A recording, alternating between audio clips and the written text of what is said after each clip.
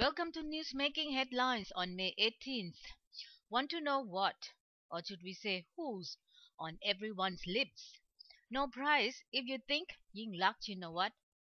Obviously, there are more responses from different sectors of society on Ying Luck's political debut.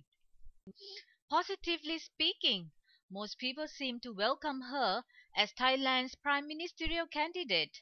And not surprisingly, after all, having a woman play a key role in male dominated Thai politics breathes a new lease of life into the scene, and certainly makes things far more interesting.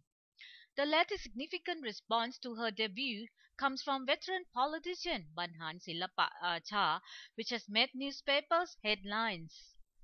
ASTV Pujagan's main headline screams, Democrats feel chill down their spine.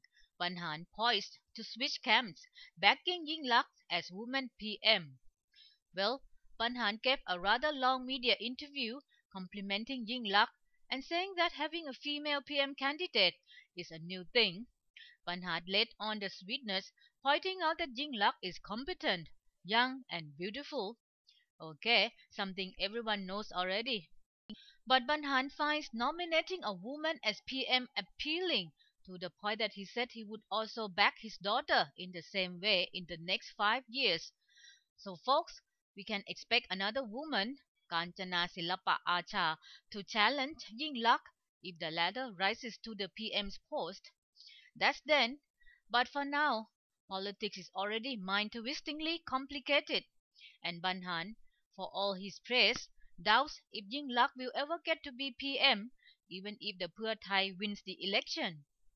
His answer to the question if Yingluck is indeed a female knight on a white horse has made Thai Post's front page, with the paper's main headline stating, Banhan points out female knight could fall off her horse. Well, he's not alone. There are many others who doubt that Thailand will get its first female PM in a few months, especially if the establishment backs the Democrat Party again as the coalition leader. Meanwhile, Yingluck's remark about an amnesty and bringing her elder brother Thaksin home has of course drawn a response from the rival Democrats. Thai Post's main headline shouts, Democrats call Yingluck's bluff over amnesty. Naturally, the Democrat Party is trying to make sure Yingluck does not swallow her words. She said on Monday that Thailand maintains the rule of law, hence she believes Pheu Thai will not allow anything to be done merely for the sake of one person. Thairat's political team believe that statements made by Yingluck on Monday are surely from a script written by veteran politicians. An election campaign strategist directed Yingluck on how to handle herself to ensure that her political debut becomes not just the talk of the town, but wins the hearts and minds of voters. Well, we are in agreement that everything she said seemed to be well planned, especially when she made the statement that being a woman would help her bring about national reconciliation.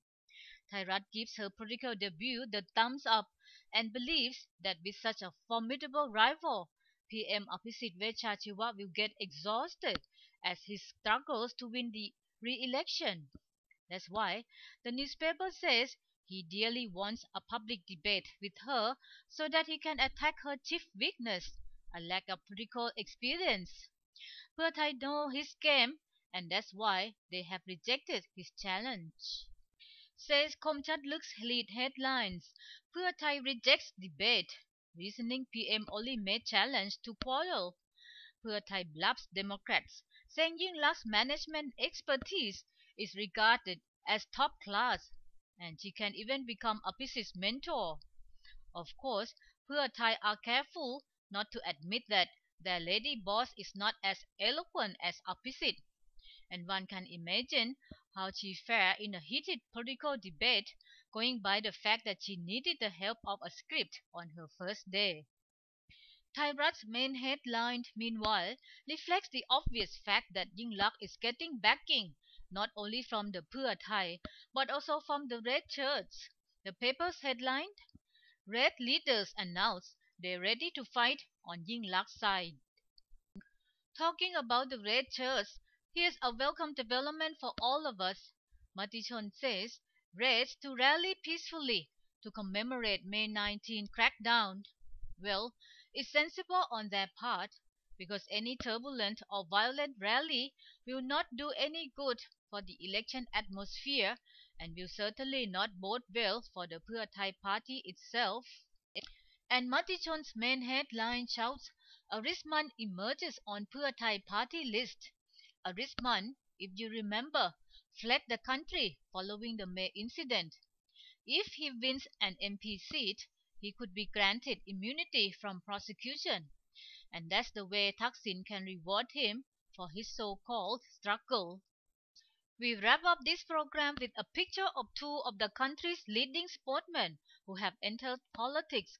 One is former Asian tennis number one, Paradon Srichaphan, and the other is former leading footballer, Piyapong Phiu-on. Both are now under the banner of the Chat Pathana Pheu Pandin Party.